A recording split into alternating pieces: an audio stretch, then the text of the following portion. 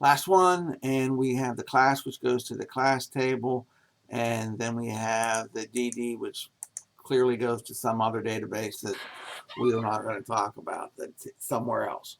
Now, the interesting thing about this is at the moment, we're not keeping track. All we have is the current address.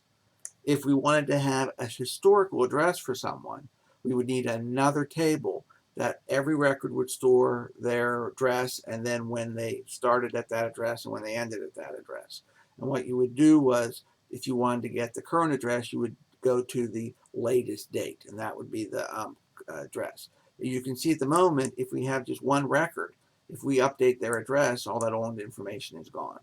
So this starts to show that the way you design the database is different depending on how you want to use the database. At the moment, this is perfectly fine. It's in third normal form, but we have no historic data. If we wanted historic data, we'd have to make another table and link that to the driver's table as well. The other thing is we have the driver's license number as our primary key, which means this is a driver's license database. It's not like a state ID, which is maybe what this ID number is.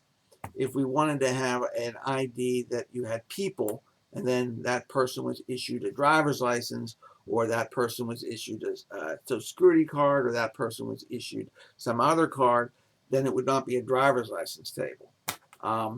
But again, we're sort of using the driver's license table that way because people who don't drive but still need an ID get a driver's license number. So it is sort of odd the way it works.